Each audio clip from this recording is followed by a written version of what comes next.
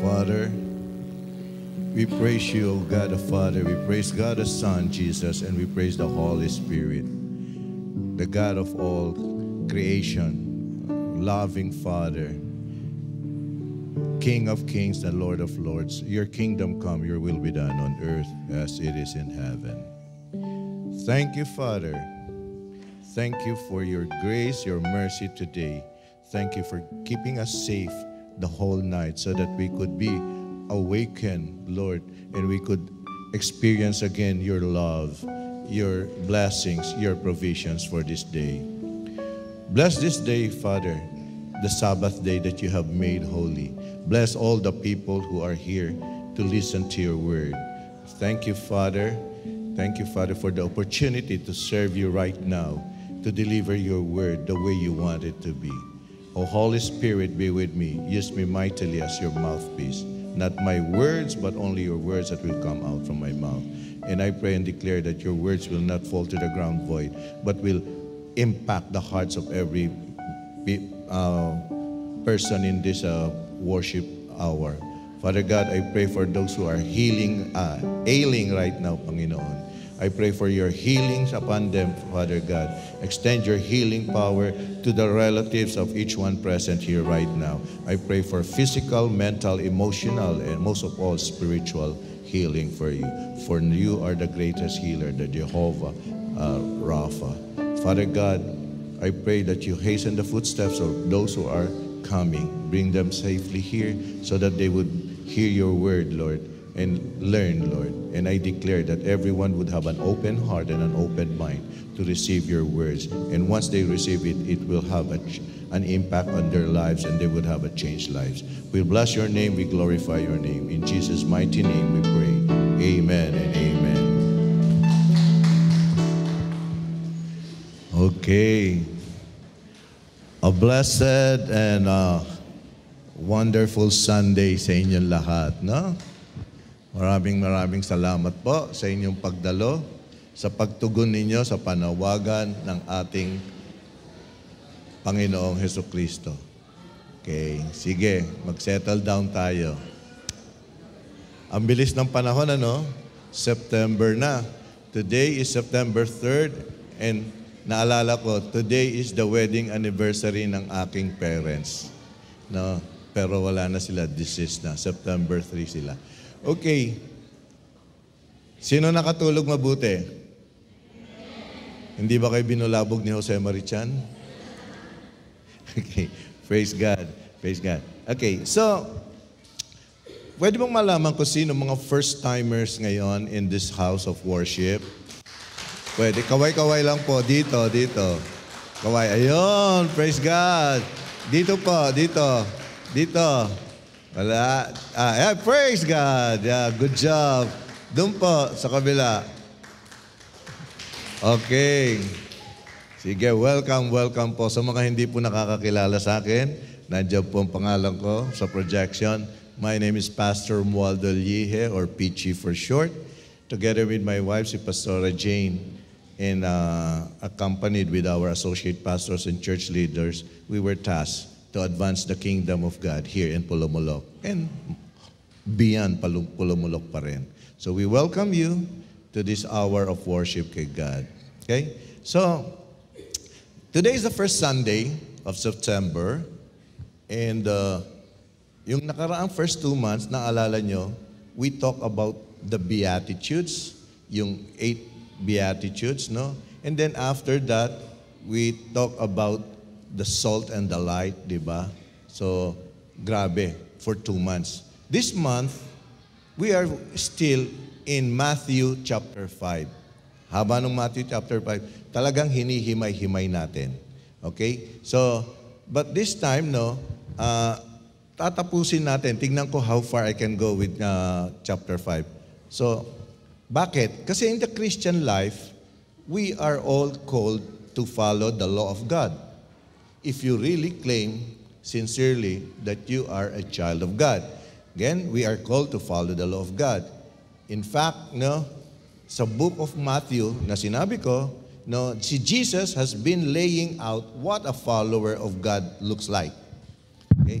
So, it was illustrated there kung ano ang dapat maging ang isang anak ng Diyos, no? Ang disciples niya. And some of us, pwede nating makita at marinig kung ano ang kagustuhan ng Panginoon Diyos sa atin, kung anong gusto niyang gawin, and how He wants us to live and think. Okay? Hindi pwede yung gusto nating pamamaraan, no?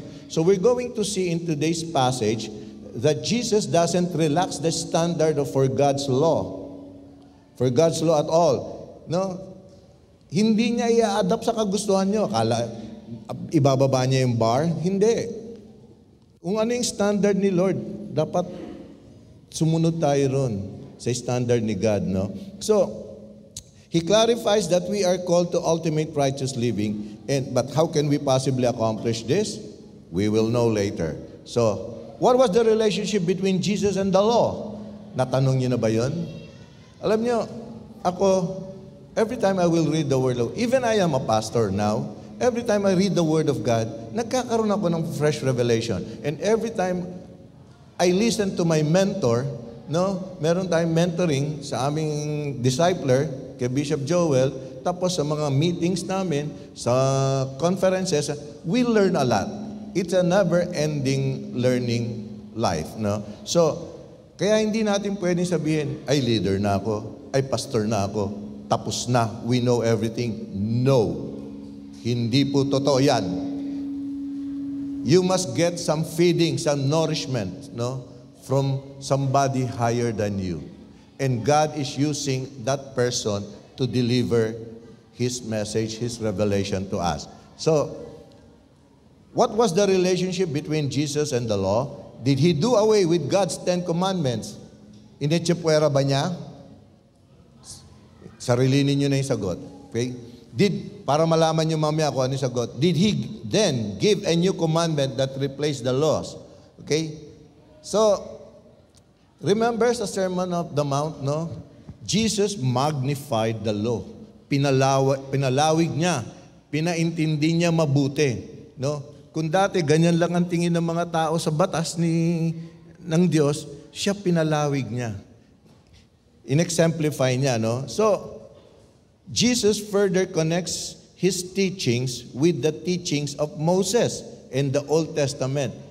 Dinescribe niya the law and the prophets, no? So, kinonekta niya, pinareho niya. In Jesus' time, nung buhay pa si Jesus, wala pang New Testament noon, hindi pa isinusulat. Remember, pinasulat niya sa disciples niya after He has gone up into heaven. They were still referring to the Old Testament law. Klaro ba tayo? Naintindihan ba natin? Say amen. Okay? So, ang ginagamit nilang Old Testament ang books were the first 5 books, which is the Pentateuch. No? It is Genesis, Exodus, Leviticus, Numbers, and Deuteronomy. Yun ang basehan nila. No? They were considered to be written by Moses. And much of the rest was written by the prophets. Okay, the first 5, ulitin ko the first 5 books, the Pentateuch, which are the Genesis, the Exodus, the Leviticus, Numbers, and Deuteronomy, yun ang sinulat ni Moses.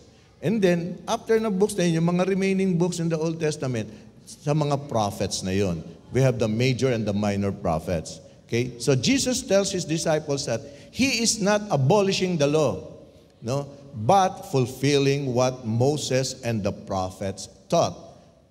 Ha? Hindi niya initsipwera, ha?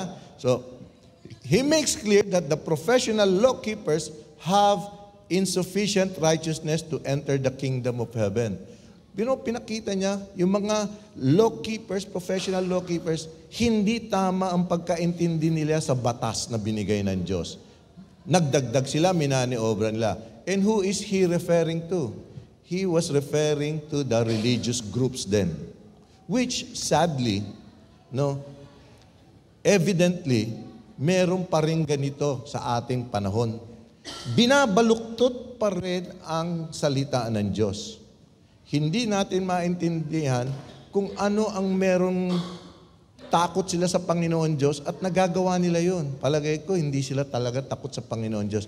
They are not serving God truly. They are serving themselves lang. Okay? So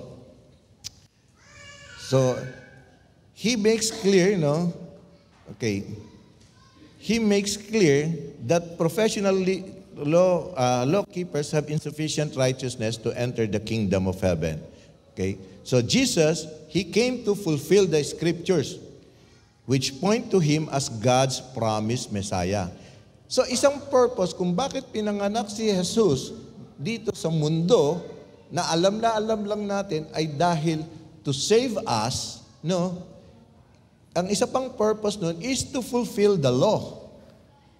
It's not only to save us. Ano yung lyrics kanina? He was born, grace, hindi ko natandaan eh. Tapos just to fulfill the law of the prophets. And so, Jesus came to fulfill the scriptures which point to him as God's promised Messiah. So, Jesus affirms the enduring nature and authority of the scriptures clearly. So, medyo meron na kayong konting picture kung anong pag-uusapan natin. Tama po ba? Amen.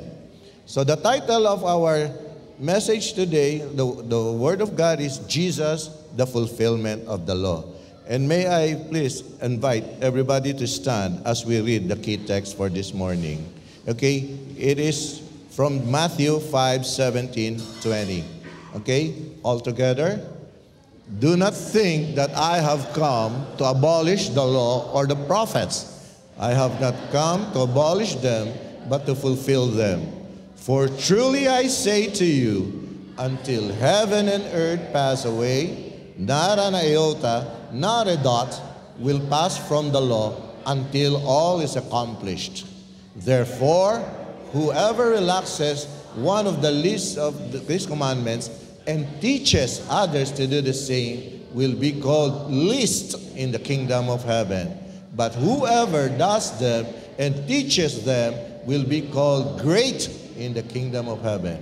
For I tell you, unless your righteousness exceeds that of the scribes and Pharisees, you will never enter the kingdom of heaven. Okay, palakpakan po natin ang salita ng Diyos. Pwede na po tayo maupo. Okay? So, grabe, no? Medyo malalim ang dating. Medyo, kung hindi mo pag-aaralan mabuti, malilito ka. Pero let me enlighten you, What does Matthew 5 verses 17-20 really teach us? It sets up an important point about the nature of sin. So pinapakita niya talaga kung ano ang kasalanan. So Jesus first declares that heaven's standard of righteousness is beyond human ability. His purpose is not to discard the law of Moses, but to accomplish the purpose for which the law was given. Okay? During that time, may tatlong kategorya ang batas in the Old Testament. Ito yung ceremonial law, yung civil law, at yung moral law. Himay-himay natin. Ceremonial law. It is related specifically to Israel's worship, and its primary purpose was to ituro ang tao kay Jesucristo. Yan ang primary purpose. So these laws, therefore, were no longer necessary after the death of Jesus and resurrection. Ulitin natin, hindi na ganun ka-important itong batas na ito. Kasi nung una, itong batas na ito, nagtuturo kay Jesucristo. So pagkatapos mamatay si Jesus at mabuhay uli, hindi na ganun ka-importante. Okay? So while we are no longer bound by ceremonial law, the principles behind it, hindi na tayo sakop niyan. Pero ang mga prinsipyo behind that, which is to worship and love a holy God, still applies. Jesus was often accused by the Pharisees of violating ceremonial law. Kasi itong mga Pariseo, kumbaga sa kabayo, yung tapa de ojo, nakaganon lang, hindi nila naiintindihan. They call themselves religious, they call themselves spiritual, pero blinded pa rin sila by the truth of God. Okay? So, ano example nitong ceremonial law? Sige, it says here, sample sa Leviticus chapter 1 verses 2-3. This is all about the offering. Speak to the people of Israel and say to them, when any one of you brings an offering to the Lord, you shall bring your offering of livestock from the earth or from the flock. If his offering is burnt offering from the earth, he shall offer a male without a blemish. He shall bring it to the entrance of the tent of meeting, that he may be accepted before the Lord. Yun, para malinis sila. They would be washed of their sins, di ba? Hindi na applicable yan ngayon. Bakit? Because Jesus died for all our sins. He is the ultimate sacrifice once and for all. Kaya hindi na natin kailangan mag-offer yung mga alay-alay na ganun. Wala na po yun. Okay? Again, now, the civil law. The civil law is applied to a daily living in Israel. And because modern society and culture are so radically different from that time and setting, all of these guidelines cannot be followed specifically. So iba na ang takbo ng panahon, hindi. But the principles behind the commands are timeless and should guide our conduct. See? Duktong pa rin, no? Meron pa rin duktong na dine-demonstrate that Jesus demonstrated these principles by example. Kaya hindi na kailangan yung ceremonial law masyado. Pero again, it can still be applied by loving and worshiping the Lord. So, Deuteronomy 24, 10-11 says, when you make your neighbor a loan of any sort, you shall not go into his house to collect his pledge. Uy, delikado ito. Kapag ikaw pala ay nagpautang, hindi ka pwedeng pumunta sa bahay niya para singilin. Masaya yung mga umutang. No? Kailangan you shall stand outside, and the man to whom you make the loan shall bring the pledge out to you. So magantay ka ron hanggang lumabas siya. Di ba? Applicable pa ba ito ngayon? Paano yung umutang sa'yo? Paglabas niya, ano yung utang ko? Meron ba akong utang sa'yo? 2017 pa inutang yun, 2023, hindi na niya maalala. No? Is there any lawyer in the house? Ano ng implication nito legally? Okay, anyway, mas importante. No? So, the moral law, no? Which is also termed as the Ten Commandments, that is the direct command of God. And it requires strict obedience. Okay? And the Ten Commandments are also called in different names. It is the Decalogue. Decalogue, ibig sabihin ng Deca is 10. Kaya meron din sa, tinatawag sa Bible, Decapolis. No? 10 cities. So the Decalogue, or the Law of Moses, or Mosaic Law, or 10 injunctions. Okay? So ano itong 10 Commandments? Just to clarify to everybody, what are the 10 Commandments, no? You can read the 10 Commandments in Exodus chapter 20 and Deuteronomy chapter 5, no? So it says there, basahin ko ng buo, partial lang lagay ko. From verse 1, no? And God spoke these words, saying, I am the Lord your God, who brought you out of the land of Egypt, out of the house of slavery. You shall have no other gods before me, and you shall not make yourself a carved image. You shall not take the name of your God, of the Lord your God in vain, for the Lord will not hold him guiltless who takes his name in vain. Balik tayo dun muna sa na shortcut ko . You shall not make for yourself a carved image. Bakit? Or any likeness of anything that is in heaven above, or that is in the earth beneath, or that is in the water under the earth. You shall not bow down to them or serve them. Klaro.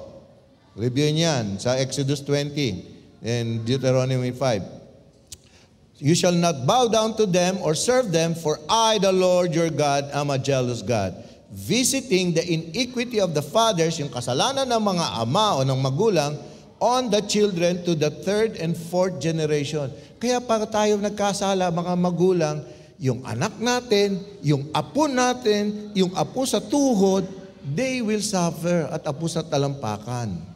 Anak, Apo sa tuhod, apo sa talampakan. Third to fourth generation. They will suffer the consequences. Kaya kung mahal natin yung pamilya natin, iwasan na natin magkasala. No? So, ask the Holy Spirit to guide you. Okay? So, for visiting the iniquity of the children to the third and fourth generation of those who hate me, but showing steadfast love to thousands of those who love me and keep my commandments.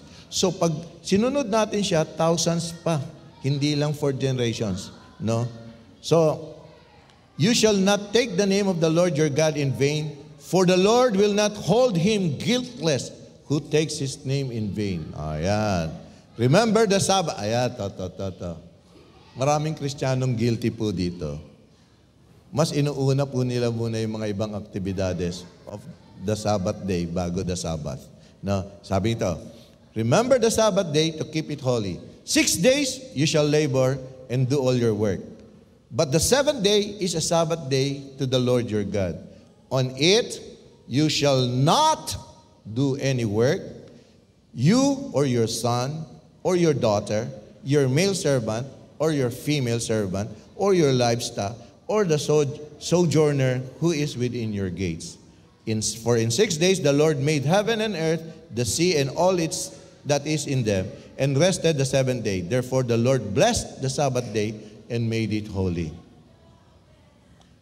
Binasbasa niya ng Panginoon Diyos, made it holy. Dapat tayo sumunod.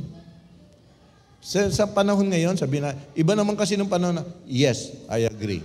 So what do we do first? Unahin natin ang Panginoon Diyos sa Sunday. After putting Him first, tapos gawin na natin yung iba. Pero better if you could stay the whole day in the presence of the Lord. Ano yun? Meron tayong Sunday worship, meron tayong life class, meron tayong post-eng, life class, meron tayong School of Leaders 1, 2, and 3. You can stay there. And then, pagpaliban nyo na ng ibang araw, if you will take my advice, okay? And then, yung isa, honor your father and your mother that your days may be long in the land that the Lord your God is giving you. You shall not murder. Inisip ko ito you shall not murder. Sa ibang versions, you shall not kill. Bakit ginamit na murder hindi kill? Kasi yung kill, like nag-slay ka nag-ano ka ng animal, nagpatay ka, that's killing. No? Pero dito, murder. Ibig sabihin, intentional. Kasi minsan tayo, out of yung hatred, yung impulse natin, nakakapatay tayo. No? Whether spiritually, physically, no? Or mentally, emotionally, nakakapatay tayo. Pero murder intentional ito. Buhay talaga ng taong kinikitil. No? You shall not commit adultery. You shall not steal. You shall not bear false witness against your neighbor. You shall not covet your neighbor's house. You shall not covet your neighbor's wife, or his male servant, or his female servant, or his ox, or his donkey, or anything that is your neighbor's. Now, I don't know kung sino sa inyo nag-snapshot niyan. No offense to other religious organization. Tignan nyo, snapshot niyan, i-compare nyo kung pareho ang nakalagay. Kasi based on my observation, inalis nila yung you shall not make for yourself a carved image. Inalis po nila yun. Tapos, ang pinaghati nila, thou shall not covet thy neighbor's house, and thou shall not covet thy neighbor's goods. Isa lang yan, nagkinandalawa, para maging 10. So, ganun po. Tignan nyo lang po yan. This is the word of the Lord, hango to sa Bible, for you to be guided accordingly. Okay? So, wala akong sinisira dito. I just want you to know the truth. Confusion begins when some conclude that demonstrating love somehow replaces keeping God's law. No? Pag nagpakita ka ng pagmamahal sa kapwa mo, parang binabali mo na. Ano? Kinakontra mo yung God's law. Ano ba talaga? Batas ba ng Panginoon? O pag-ibig ba? Kasi kung love, masama na nga ang tao siya, mamahalin mo pa. Okay? These people, they apparently fail to understand that God's law is a law of love. Okay? God's law is a law of love. No? So, si Jesus did not treat that the Ten Commandments were done away, but those are grouped under two great laws. Thus, Jesus summarized the Ten Commandments under two great commandments, which is love God and love your neighbor. Love God, love people. Saan natin mababasa ito? Tignan natin sa Matthew 22:36 to 40. Sabing ganyan, Teacher, which is the great commandment in the law? And he said to him, you shall love the Lord your God with all your heart and with all your soul and with all your mind. And this is the great and first commandment. And the second is like, you shall love your neighbor as yourself. And on these two commandments depend all the law and the prophets. See? So, nung sinabi ni Jesus ito, at that time, he was referring to the book of Leviticus, chapter 19, verse 18, and the book of Deuteronomy 16 to 5. No? So, if we truly love God and our neighbor, we will naturally keep the commandments. Kung totoo nating mahal ang Panginoon Diyos at ang ating kapwa, we will keep the commandments, no? And this is looking at God's law positively. Hindi tayo mako-confuse. Rather than worrying about all we should not do, we should concentrate on all what we can do to show our love for God and others. So how do we love God? Love people. How do we love people? Win them, consolidate them, baptize them, and teach them to obey all the commands of God to make disciples. Tama ba? Regional conference yan, di ba? Okay. So, the way we love God is explained, in the Ten Commandments of verses 3 to 8. Okay? Yung commandments na yan is all referring how we should love God. And then, the verses 12 to 17 of the Ten Commandments of Exodus, it teaches us how we love our neighbor. It explains to us, Ganun po kasimple. Inatado lang ni Jesus. So, all the laws and the prophets hang on these two great commandments. Wala tayong na-violate. Kaya it is not a new commandment. It is a summary of the Ten Commandments. Para mas maintindihan ng mga tao. By the way, si Moses is symbolic of the law, The law and the prophets. Si Moses ang pinaka-symbol niyan. Moses and the prophets. And what is the law in the prophets? Ano ba yung batas in the prophets? It's all the scriptures. Buong scriptures yan. Remember, when Jesus was living, is living, the New Testament, nabanggit ko kanina, hindi pa tapos yan. He was referring to the Old Testament, to the law of Moses. So, we're talking about all the scriptures. The Old Testament scriptures. So Jesus is saying, don't think I have come to abolish the Old Testament. Himayin natin yung key text natin. Tignan natin yung Matthew 5:17. Okay? It says there, do not think. Binigyan na tayo ng paalala. Wag na wag niyong iisipin na dumating ako para burahin or ibaliwala ang batas at ang propeta. Dumating ako para isakatuparan yun, mga yun. So what is the difference between abolish and fulfill? So abolish is cancel, nullify, invalidate, dissolve, revoke, etc. Fulfill is to bring to completion or reality, achieve or realize something desired, promised, or predicted. To carry out a task. Now, which Jesus did. Okay? So Jesus declared that He had not come to abolish the Jewish law and the prophets, but to fulfill them. And despite the claims of His critics, sino ba mga critics niya? Mga religious groups, Pharisees, Sadducees, tsaka yung mga Jews pa rin. Scribes, lahat yan. Sama-sama, pinagkakaisahan siya. Despite His claims of His critics, si Jesus' purpose was not to cast aside the words of God, the words God gave to Israel. Instead, His mission was to complete the exact mission those words were meant to explain. So in every way, Jesus accomplished what the law demanded and fulfilled what the prophets predicted by the power of God. Do you follow? Naintindihan na. Nakakasunod ba tayo, ha? John 1:17 says, "For the law was given through Moses, grace and truth came through Christ Jesus." Diba? So, ang law and grace, no, which is God's unfailing love and faithfulness, are both aspects of God's nature that He uses in dealing with us. Grabe, no? Kung nababasa niyo pa rin ang Old Testament, kung naalala niyo, pag nagkamali ang tao, death, instant death. Pag nagkasala. Pero now, grace, love. Bakit tayo nandito? Tayo ay makasalanan, pero bakit tayo nandito? Because of the grace and love of God in Jesus Christ. See? So, okay.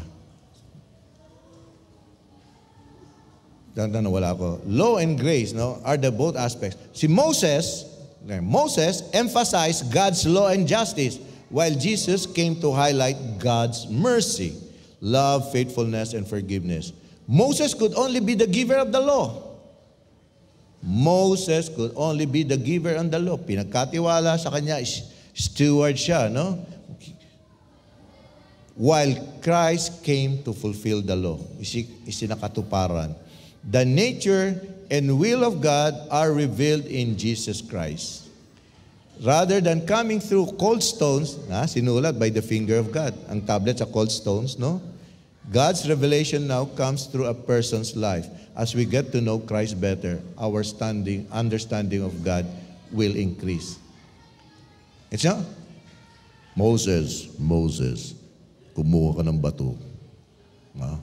Nilagay ni Lord, with His finger, sinulat yung 10 Commandments. Diba? Sinabi ni Moses, binigay sa tao. Pero si Jesus, through Jesus, nag-in-exemplify ni Jesus yung kung ano ang talagang batas, grace and love. Okay? So, Romans 10:4 says, "For Christ is the end of the law, for righteousness to everyone who believes." Kaya, to anyone who believes in Christ Jesus, in God, in the Holy Spirit, then, hindi na tayo nakatanikala. We are not chained or bounded by that law because we are under the grace and mercy of Christ Jesus. Okay? Jesus Christ accomplished the whole purpose of the law in two ways. He fulfills the purpose and goal of the law. In that, He perfectly exemplified God's desires on earth. But He is also the termination of the law because in comparison to Christ, the law is powerless to save. It is only Jesus and no other name in heaven or on earth can save. Only the name of Jesus. Okay? Matthew 5:18. Ito naman, yung sa Matthew 5. "For truly I say to you, until heaven and earth pass away, not an iota, not a dot will pass from the law until all is accomplished." Okay? So, anong ibig sabihin? Iota is the smallest letter in the Greek alphabet. Modern English continues to use this as a metaphor for the tiniest measure of something. No? So, the dot naman is translated from the Greek term keraya, referring to a tiny stroke of the pen. Okay? So to give you an illustration, no? Halimbawa, imagine nyo, yung letter P, capital P, as in Pastor Pichi. No? Isa yan. Pag nilagyan mo ng stroke, tiny stroke, anong nangyari sa letter P? It becomes a letter R. R for Romualdo. No? So, yun yung tiny dot na sinasabi. Okay? So, sige, Jesus adds forcefully that the law will not pass away. Talagang pinagdiinan na yan. And even a little bit until everything in it is accomplished and until heaven and earth will pass away. He has come to earth with the mission of accomplishing everything in the law. And much of this He will do through His teaching, sacrificial death, and resurrection. Nangyari na po lahat yun. Tapos na po yun. And the rest, He will finally and fully complete in bringing the kingdom of heaven to earth. in the end times. And when is the end times? Today, we are now in the end times, waiting for the rapture or the second coming, kung saan man tayo mapunta ron. Pero ako, I'm praying, rapture kami buong pamilya. Sinong gusto mabilin? Okay? So, sa batas ni God, every detail matters. Wala kang dapat ichapwera. Wala kang i-disregard. Every detail matters. Okay? So, sabi nga the grass withers, the flower fades, but the word of our God endures forever. Let's look at Matthew 24:35. Sabi nga, heaven and earth will pass away, but my words will not pass away. Okay? So Jesus' point is that every letter of every word in the law would remain in effect until He accomplished everything in it. He would do this by perfectly obeying every requirement of the law, dying as the final blood sacrifice for the sins of humanity, defeating death in the resurrection, then by fulfilling every prophecy about the promised Messiah in both His immediate time and in the future. Okay? Luke 16:17 says, it is easier for heaven and earth to pass away than for one dot of the law to become void. Klaro ba tayo dyan? Okay? And then, let's go to Matthew 5:19. Okay? Therefore, whoever relaxes or breaks or does away with one of the least of these commandments and teaches others to do the same will be called least in the kingdom of heaven. But whoever does them and teaches them will be called great in the kingdom of heaven. Klarong-klaro. Jesus made it clear that obeying God's laws is more important than explaining them. Napaisip ako, Lord, am I also obeying your law or am I just explaining the word of God to the people? So teachers, miski ikaw ay pastor, you can preach and preach and preach the word of God even if you have memorized the whole Bible, but you're not obeying the law. So we are violating the law of God. No? Sample, alam mong kailangan magsilbi mo sa Panginoon Diyos, dinifer mo hanggang nakalimutan mo. Lord, alam ko naman. Lord, alam mo naman yung heart ko . Sasagutin ka, alam ko yung heart mo. Hinuuna mo yung iba kaysa sa akin. Okay naman kami ni Lord. Ikaw, si Lord okay sa iyo, pero ikaw, okay ka ba kay Lord? So it's much easier to study God's law and tell others to obey those than to put those into practice. Okay? Ito yung tanong ko kanina. How are you doing at obeying God yourself? Okay? Sabi naman sa James 2:10, sinuportahan niya yung kanina. Whoever keeps the law but fails in one point has become accountable for all of it. So, sinunod mo yung 10 commandments, pero ay 9 commandments, isang commandment ang hindi mo nasunod. You violated the law. It's all or nothing sa batas ng Panginoon Diyos. It's all or nothing in the law of God. Okay? So, pwede kasing sabihin isa lang, gagawing excuse ng isang anak ng Diyos yan. I can't keep every demand of God. Bakit ko subukan? That is the lie of the enemy. We can do it. Si James reminds us that if we've broken just one law, we are sinners. Tandaan mo yan. And sinners cannot go to heaven unless you repent and confess your sins and acknowledge that Jesus Christ is your Lord and Savior and Master of your life. You cannot break the law a little bit. If you have broken it at all, you need Christ to pay for your sin. No? Matthew 5:20. For I tell you, unless your righteousness exceeds that of the scribes and Pharisees, you will never enter the kingdom of heaven. Wow.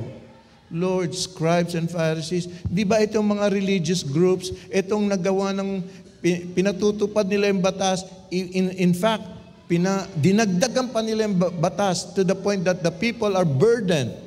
You know, alam na alam nila. The Pharisees and the scribes, they are people of the law of God. They know everything. The only thing na hindi nila nagawa is to obey the law. Satan is formerly one of the leaders or the leader of the angels in heaven. Isa lang ang hindi niya, alam na lahat niya scriptures, alam niya lahat. Isa lang hindi niya nagawa, sumunod sa Panginoon Diyos because of pride. Nagrebel siya kay Lord. Nasaan siya? Hinulog from heaven to hell. Gusto niyo ba rin sabihin, ay isa kang hulog ng langit? Okay. So the quality, ang sinasabi dito ni Jesus, the quality of our goodness should be greater than the Pharisees. Bakit? They look pious, but they were far from the kingdom of heaven. So how could we exceed the righteousness of the scribes and the Pharisees? Talagang we obey the law of God. No? Pastor, ang hirap naman yan. So difficult. I know. I understand. Huwag kayong mag-alala. Nakalagay din naman sa Bible, for all have sinned and fallen short of the glory of God. No? So we are all sinners. We are all sinners. No one is righteous. Miski kami mo. Not even one. But the beautiful thing for the children of God, because of the grace and mercy and love of the Lord Jesus Christ, once we realize we have sinned, we repent for our sins, we confess our sins, no? And then we will be forgiven. Ganun lang po, kasimple yun. Okay? So Jesus was saying that his listeners needed to be a different kind of obedience, no? Needed a different kind of obedience out of love for God. Not just a more intense version of the Pharisees' obedience. Okay? So our obedience must come from God, from what God does in us, not what we can do by ourselves, and then must be God-centered, not self-centered, must be based on reverence for God, not approval from the people. So we must go beyond keeping the law to living by the principles behind the law. Okay? Romans 10:3 says, for being ignorant, no, of the righteousness that comes from God and seeking to establish their own, they did not submit to God's righteousness. Hindsight, before I was born again, ganun ako. Self-service. Self-service. Kasi hindi ko alam ang batas eh. Hindi ko alam ang salita ng Diyos. Hindi ako nagbabasa ng Bible. But when I was born again, and I started reading the Bible, everything na wala sa Bible, dinisregard ko. I became a Bible practicing Christian. And I pray and encourage all church leaders, all pastors, to do the same. Huwag yung self-service. Don't do any self-service. Always think of the people you are handling. Ang problem kasi, no offense meant to everybody.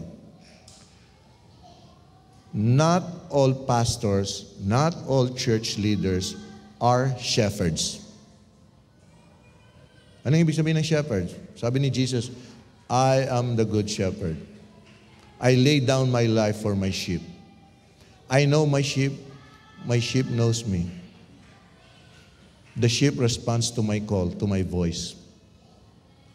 Pastor ka nga, hindi ka naman marunong mag-alaga ng iyong members. Leader ka, hindi mo naman naalagaan. You're not a shepherd. Ganon ginawa ni Jesus sa atin. Inalagaan niya tayo. He got 12 disciples. Tinuruan niya. Nung pag-alis niya, 12. Copy-paste. Copy-paste. That's why we are all here, saved. And that is the strategy of the G12 vision. Tinuturo sa atin. Win souls, make disciples. Win, consolidate, disciples, send. Okay? So, After Matthew 5:20, yung mga succeeding verses from Matthew 5:21 down to the 48, no? Up to Matthew 6, verse 1 and 21. Si Jesus, no, ang teachings niya followed through those verses. Jesus describes a half a dozen of more scenarios that contrast external adherence to the law with the inward keeping of it, no? Halimbawa, sa Matthew 21 to 22, wala dyan, tignan niyo lang. He discussed about murder and anger. And then, making peace with God while resenting a brother. Makikipag-peace ka kay Lord, pero galit ka pa rin sa kapwa mo. Tinuro din niya sa Matthew 5:23 to 24. Jesus also discussed adultery and lust. Diba? Thou shalt not commit adultery. Pero when we look at the opposite sex with lust in our thoughts, we are committing adultery already. Jesus also taught about public vows and plain honesty, no? In Matthew 5:34 to 37. And then, payback versus mercy, Matthew 5:38 to 47.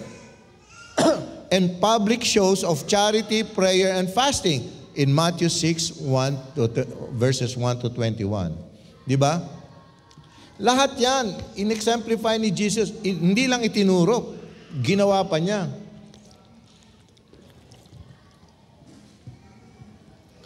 Kaya sinabi niya, I did not come to abolish the law, but to fulfill it. So if Jesus did not come to abolish the law, does that mean all the Old Testament laws still apply to us today? Answer. Do Christians have to keep the Old Testament law? Alanganin kayo, no? Okay, today's scholar, according to one scholar, sabi niya, no, Christians are not under obligation to live under the Old Testament law laid out in the Pentateuch. No, we know this because many New Testament verses address this issue, which you will learn later. When trying to understand a difficult passage, a good practice is to find other Bible passages that help us understand it. Sino sa inyo ang mga may Bibles kayo na may mga cross-references? Kung wala yun, try to acquire one Bible with the scriptures with cross-references. Kasi pag hindi nyo maintindihan yun, tignan nyo yung cross-reference. Or, don't stick to one version of the Bible. Kumuha kayo ng mga iba-iba. If sa phone nyo naman, download a Bible app with many versions. Hindi lang isang app, isang version. Maraming versions sa Bible app. No? May maraming Bible apps na isang Bible app, maraming versions. So, ganun ang pag-aaral po nun. Okay? So, eto. No? Bakit hindi dinisregard ni Jesus ang law? He did not abolish the law, but He fulfilled it. Okay? Because, number one, the law served as a guardian tutor. As a guardian or a tutor. Let's look at Galatians 3:23 to 26. Paul teaches that the law served as a guardian or a tutor to lead us to faith in Jesus. The law shows us our inability to keep the law in our strength, and he concludes, now that faith has come, you are no longer under a guardian or a tutor or the law. Okay? So,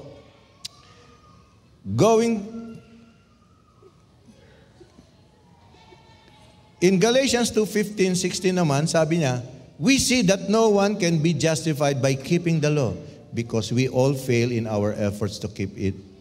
No, in fact, we are justified by faith in Jesus apart from the law. Klaro? No? So kung makikita niyo diyan sa ESV versions, no, 15 and 16 nakalagay diyan, no? Yet we know that a person is not justified by works of the law, but through faith in Christ Jesus. So we also have believed in Christ Jesus in order to be justified by faith in Christ and not by works of the law. Because by works of the law, no one will be justified. Balikan po natin uli yung Galatians 3:23 to 26.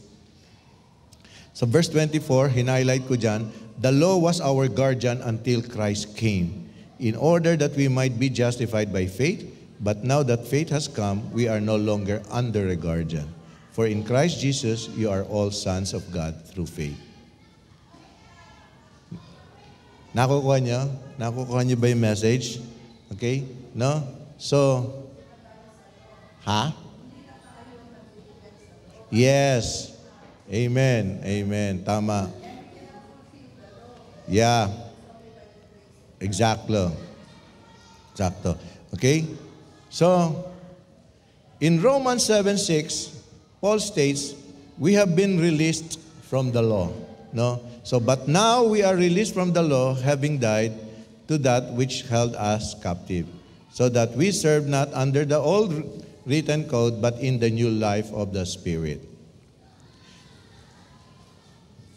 And then, going further, Romans 10:4 says, for Christ is the end of the law for righteousness to everyone who believes. Okay? And Ephesians 2:8-10, ito naman sinasabi, for by grace you have been saved through faith, not of your own doing, it is the gift of God, not the result of our works, so that we cannot boast. We are His workmanship, created in Christ Jesus for good works which God prepared beforehand, and we should walk in them. What? Pastor, sabi nyo, not the result of works, pero dito may binanggit for good works. After we have received the grace of salvation, as children of God, we are expected to do good works. It is the fruit of our being a renewed person, a born-again person. Okay? It is a fruit of a changed life, and that good works God has prepared beforehand. Bago pa tayo ma-save, o bago pa tayo na-create, bago pa tayo pinanganak, nandyan na yan. Plano na ng Panginoon Diyos yan. Amen? Pero what was Jesus talking about? No? Ano ba ito sinasabi ni Jesus? In the light of these other Bible verses, no, what Jesus was talking about in Matthew chapter 5, verses 18 to 19, these two verses are actually part of a longer section, no, from 17 to 48, in which Jesus teaches about what it means to fulfill the law and the law and the prophets, no? Kaya I suggest that mamaya basahin niyo the whole of chapter 5, no? So the religious leaders of Jesus's day paid special attention to obeying or keeping the strict legal sense of the 631 commandments laid out in the Pentateuch. Wow, 631. Kaya niyo ba yun? 10 commandments nga lang, ang hirap, di ba? So, one of their concerns about Jesus is that He didn't appear to obey these laws in the same way that they did. So, yun ang kinikriticize nila si Jesus. Nakafocus nga sila sa law, pero hindi nila alam that Jesus was fulfilling the law. So, etong ngayon sagot, Jesus came to fulfill the Scriptures. Jesus affirms the enduring nature and authority of the Scriptures very clearly. He announces that He came to fulfill the Scriptures. Pinagdiinan po niya yan. Okay? Which point Him as God's promised Messiah. And then, na-suportahan to, na-reinforce to, when Jesus links the Scriptures with the idea of all being accomplished. So this promise of all things being accomplished was fulfilled in the life of Jesus, death and resurrection. Kaya happy tayo ngayon. Di ba? Happy tayo. So Jesus goes on to bring out the deeper meaning of several specific commandments with a series of statements. Nakita nyo, mga verses in the Bible, yung mga scriptures, red letter, indicates na si Jesus mismo nagsalita doon. And you can observe also, maraming sinasabi, you have heard, but I say to you, truly, I say, ibig sabihin nun, Jesus shows that the full meaning of the laws as intended by God actually makes them harder to keep, and that to enter the kingdom of heaven, one would have to exceed the righteousness of the religious leaders. So, si Jesus, sinasabi niya yon kasi He is in full authority. Sa Kanya mismo nang gagaling. Hindi pares nung kay Moses, giver of the law, tapos yung mga prophets and scribes, pero si Jesus is in authority to say, no, you have heard, but I say to you, truly, the truth is, Because He is the Lord, He is the Word. The Word became flesh. Sa Kanya mismo nang galing yon. So Jesus concludes the section with the need for His hearers to be perfect as God is perfect. That is in Matthew 5:48. It says, "You therefore must be perfect as your heavenly Father is perfect." Pastor, ang hirap naman nata nun. How can we be perfect? Simple. We can be perfect in character. No? In this life, we cannot be flawless. But we can aspire to be as much like Christ as possible. So, we should not have any unconfessed sins. And we should always strive to do the will of God. In holiness, no, like the Pharisees, we are to separate ourselves from the world's sinful values. No? But unlike the Pharisees, we are to be devoted to God's desires rather than our own, and carry His love and mercy into the world. In maturity, we can't achieve Christ-like character and holy living all at once. Kaya natatandaan nyo, yung theme natin for 2 years, Christ-like, di ba, before. So, but we must grow toward maturity and wholeness. Continuous ang growth natin. Progressive yan. Hindi one time, big time. Progressive. Just as we expect different behavior from a baby, a child, a teenager, and an adult, so God expects different behavior from us depending on our stage of spiritual development. Expected yan for mga newborn again, no? Mga baby, infants pa siya in the spiritual family, in the spiritual world. Infant pa siya. Inaalalayan niya, kinakadi yan. Pero, kaya nga sinabi rin ni Paul, huwag mong bibigyan ng solid food. Katiting-katiting, subuan mo. Huwag mo bibigyan lahat yung Bible. Turuan mo siya, disciple mo, katiting-katiting. Ngayon, pero kung ikaw ay, anong age of reasoning ng bata? 7, no? 7 years old. May age of reasoning na siya. Marunong na siya makaintindi. Pero kung ikaw ay 7 years na, pataas. Hindi ka pa rin nag-grow. No? So, may problema ka. May problema ka. You are living a double life. Kaya, God expects different behavior from us depending on our stage of spiritual development. In love, we can seek to love others as completely as God loves us. No? Also, Lord, forgive me as I forgive others. Gusto mong patawarin ka pero hindi ka makapagpatawad. So we can be perfect if our behavior is appropriate to our maturity level. Perfect, yet with much room to grow. Even kami pastors, hindi pa kami perfect. We still have lots of rooms na kailangan punuin yung space doon. We need to grow more. Until every child of God is breathing on earth, no? May hininga ka pa. There is always room for growth. Okay? Our tendency to sin must never deter us from striving to be more like Christ. Magkakasala pa ba tayo? Kaya nga sinabi ng Bible, no one is righteous, not even one, for all men have fallen short of the glory of God.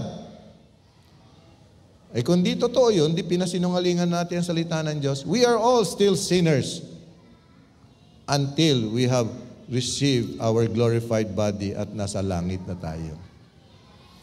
Pero, all we have to do is repent, confess, and change. Okay? Christ calls all of His disciples to excel. Are you a disciple of Christ? Okay, so we must excel to rise above mediocrity. Kung ito lang, hindi, lakpasan mo yan. No? And to mature in every area, becoming like Him. Those who strive to become perfect will one day be perfect, even as Christ is perfect. So you strive. Hindi mo pa nga sinusubukan, ang hirap nang gawin. In anything, di ba? Pag may nilatag siya, gawin mo ito. Hirap niyan eh. Hindi ka pa nagtatanong, paano gagawin, anong dapat gawin. Hindi mo pa sinusubukan, ang hirap niyan. Okay? Ito naman ang dahilan why Jesus came, no? Just as Yung mga panahon ng araw, just as Jesus listeners were amazed sa kanyang teaching, dapat ganun din tayo. Sa ngayon, every time we read the Bible, every time we listen to preachings or to sermons, so because of none of us can be perfect like God. Kaya umattend tayo. LGS, no, life group, Sunday service, yung PepSol, School of Leaders, School of Leaders 1, 2, 3, life class, no? Umattend tayo parati nun. Jesus came to earth to save us through His sacrificial death and to show us how God wants us to live. So when we are redeemed through Jesus, we are given His Spirit. When we are redeemed through Jesus, we are given His Spirit who enables us to grow in our ability to live out the deeper meaning of God's commandments. We've been saying this before and before and before, now and now again. Sinasabi namin to. When we receive Jesus Christ as our Lord and Savior, He promised that He will give us the Holy Spirit. So we have been sealed with the Holy Spirit. And the Holy Spirit that is in me and that is in you, in all of us, is the same Holy Spirit. If we really have repented from our sins and truly received Jesus Christ as our Lord and Savior. Okay? So Matthew 7, 28 to 29 says, no, Jesus was teaching them as one who had authority, not like the scribes and the Pharisees. May full authority siya because sa kanya nanggaling yung salita. The Word became flesh. He is the Word. Okay? Titus 3, 5, 8 says, He saved us not because of our works done by us in righteousness, but according to His own mercy, by the washing of regeneration and renewal of the Holy Spirit, through Jesus Christ, our Savior, no? Whom God poured out on us richly through Jesus Christ. Being justified by His grace, we might become heirs, no? According to the hope of eternal life. Kaya parati ko tinatanong ito, lahat ba ng nilalang ay anak ng Diyos? Sino nagsabing yes? Sino nagsabing hindi? Hindi po lahat ng nilalang ay anak ng Diyos because it's very clear in John 1:12. It says, for those who received Him, sino yung Him na tinutukoy? Si Jesus Christ. For those who received Jesus Christ, He gave them the privilege to be called children of God. We are adopted children because we received Jesus Christ as our Lord and Savior. Okay? So, we become heirs according to the hope of eternal life. The saying is trustworthy, and I want you to insist on these things. No, ipagdiinan natin, pagpilitan natin, and that those who believe in God may be careful to devote themselves to good works. If you believe in God and you say that you are a child of God, you devote yourselves, we devote ourselves to good works. Now, these things are excellent and profitable for people. So ano pang pagtatalunan? Ang linaw na sa salita ng Diyos, no? So, hindi na natin dapat pagtalunan. Just insist the Word of God. That is the truth. Wala nang iba. Ang trabaho ng accountability natin, I always say this, our accountability to God, to Christ Jesus, and the Holy Spirit is to share Jesus to people, to the lost, to people who are in darkness. And it is now their responsibility to accept or reject what we are saying. As long as we did our part, wala na tayong sagutin sa kanila. But of course, hindi ko sinasabing once lang yun. You pray for them, you pray for them, you pray for them, and then you time to time, puntahan niyo sila until they have decided to receive Jesus Christ as their Lord and Savior. Okay? So, dito nga sa Titus 3:5-8 very evident ang presence ng Holy Spirit yan. Di ba? God the Father, God the Son, God the Holy Spirit. Okay? So, Jesus again was the fulfillment of the law. The spirit of law brings freedom, while the letter of the law brings condemnation. Okay? So instead of doing away with or replacing God's laws, Jesus affirmed the law, stated his commitment to it, and built his sermon on that foundation. So he had strong words for any who claimed to worship him and failed to obey God's commandments, both in the letter and in the spirit. Kaya ang sabi sa Matthew 7:21-23, everyone who desires to have a relationship with Jesus Christ must practice what he taught. Ano yun? Not everyone who says to me, Lord, Lord, will enter the kingdom of heaven, but the one who does the will of my Father who is in heaven. Many will say to me in that day, Lord, Lord, did we not prophesy in your name and cast out demons in your name and do many mighty works in your name? And then I will declare to them, I never knew you. Depart from me, you workers of lawlessness. Meron ako napanood na movie about rapture. Talagang hindi ko makalimutan ito. Tumatak sa isip ko.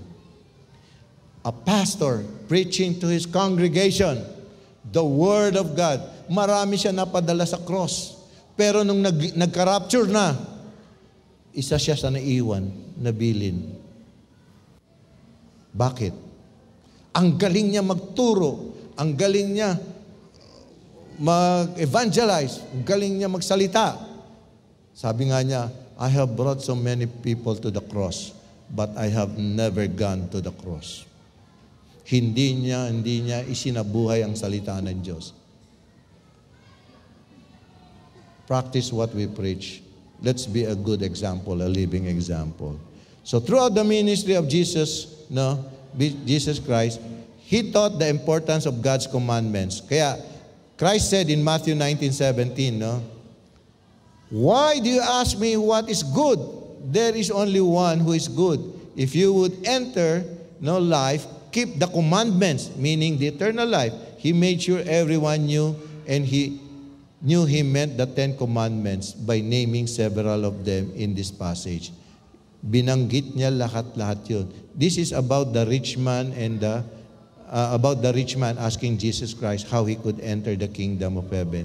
Tamo, in verse 18 ba yun? Nandun, sabi siya, he said to him, why do you ask me? Sa 18, which ones? Ang tanong nung rich man, you shall not murder, you shall not commit adultery, you shall not steal, you shall not bear false witness, so on. Honor your father and mother, and you shall love him. So, in a way, nandun pa rin yung the law of Moses, nandun yung sacred Decalogue, the 10 commandments, nandun is pinapatupad niya. No? So after the death and resurrection of Jesus, his apostles also taught the necessity of keeping the commandments.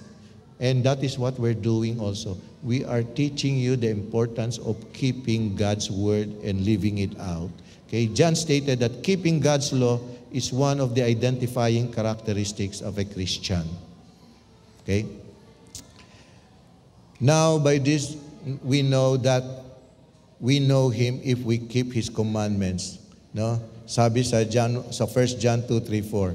And by this, we know that we have come to know Him if we keep His commandments. Well, whoever says, I know Him, but does not keep His commandments is a liar, and the truth is not in him. So, Jesus' picture of a blessed life is counterculture, and we all know that. We've been doing, ang buhay natin po, ang buhay ng isang Kristiyano ay kontrakultura against the world, no? It starts with the new and beautiful attitudes. Remember, we must be poor in spirit first, di ba? And then we must mourn, tapos we must be meek, so on and so forth, no? So, in short, no, we must have a change attitude of from being manward to Godward. Anong ibig sabihin ng Godward or godly attitude? It starts with a genuine relationship with God. So ano ito? Being poor in spirit, mourning over sins, being meek, and hunger for righteousness. Ang manly attitude or manward attitude change means we genuinely love people. We become merciful. We become pure in heart. We become peacemakers, and even be willing to face persecution for doing so. So we can live a life with a purpose. We must be the salt and the light, And loving God and loving people are equally important. Loving people is to be the salt and the light. So, to win, baptize, disciple, and teach followers to obey what Jesus commanded, make disciples, sabi niya. So, to be a light is to win souls, and to make disciples is to be a salt. There are no laws of God that are acceptable to break. Hindi ka tanggap-tanggap to violate the law of God. So we must at all times exceed the righteousness of the scribes and the Pharisees to enter the kingdom of heaven. Sabihan mo yung katabi mo, exceeding righteousness. Okay? Now, kung sakali kayo, or hindi nyo pa, meron pa kayong unconfessed sins, I would like to include this, which is a call to repentance. In the Sermon of the Mount, Jesus upheld the commandments and magnified their application and intent. Understanding the commandments and obeying them is the basis for a relationship with Christ. It begins with repentance and accepting Christ Jesus. So repentance, let me refresh you with this. Repentance means understanding that we have done wrong and that we are truly sorry for having broken God's laws. So, sabi nga ni Paul said that having knowledge of the commandments brings an awareness of what sin is. And Apostle John defines sin as breaking or not keeping the commandments. Kaya, each person needs to repent of sin and follow the words of Christ Jesus. So, at this point, may I request yung mga first-timers to please stand up. First-timers, praise God. Sino pa po? Meron pang isa? Wala na? First-timers? First-timers. Okay. So, first-timers. Ayan. Okay. So, ganito. As you have heard, we must first repent and confess our sins to the Lord and accept Jesus Christ as our Lord and Savior. And for those naman, mga iba, you can also recommit. All we have to do is, I will lead you into prayer. Pangungunahan ko po kayo ng panalangin, short prayer. Ulitin nyo lang po. And make that prayer your own prayer. Amen ba? Amen means yes. Okay na tayo? Sundan nyo lang po ako. Hindi sasabihin ko, ulitin nyo lang. O most gracious and loving Heavenly Father, I believe that Jesus Christ, your only begotten Son, came forth to the earth to be the Savior of the world. And that by His death on the cross, He paid the price for the sin. So that whosoever believes in Him will not perish but have everlasting life. I thank you, Father, for this free gift of salvation. And I place my trust in Christ Jesus. For that reason, I declare and accept that Jesus Christ will be my Lord, my Savior, my Master, and my King. Thank you for this free gift of salvation. Thank you, Father, for sending your Son, Jesus Christ, to die on the cross in my place. That His innocent life is sufficient to pay the full price for my sin and the sin of the world. Holy Spirit, be with me. Guide my thoughts, my words, and my actions. Guide my footsteps. Lead me not into temptation, but deliver me from evil. I bring back all the honor and glory to you, God the Father, God the Son, and the Holy Spirit. In the mighty name of Jesus, I pray. Amen and amen. Palakpakan mo na. You may now sit down. So for the first-timers who said this prayer once, I'd like to encourage you that all your sins have been forgiven. And if you sin again, all you have to do is just confess and make the same confession that we did. The old of you has gone, the new of you is now what Jesus Christ sees. Hindi na kayo black and white na papel. Isang malinis na puting papel na kayo. Wala na, hindi na niya aalala o tatandaan yung mga kasalanan nyo. Totally forgotten na yan. And one beautiful thing, the Bible says, you are now given the privilege to become a child of God. You are now a children of God, just like us, and your names, just like ours, are written in the book of life. No one can blot it. No one can take it away, can erase it. Okay? So, let's all bow down and pray. Oh, Heavenly Father, thank you for giving us Christ Jesus to be our Lord and Savior, and to help us to love, Lord, to love not only the people that you have entrusted to us and even the people around us, the whole world, but also to love you, God, first and foremost. That our love for God that's given to us by the Holy Spirit would overflow into the love for our neighbors. That we would continue to conform, Lord, to the gospel of Jesus and the power of the Holy Spirit, to the image of Christ. That we too would learn to love with our heart, soul, and mind and strength, and to love our neighbor as ourselves. This is the work that we cannot offer to you of our own strength, Lord. We need your strength. We can do all things through Christ who gives us his strength.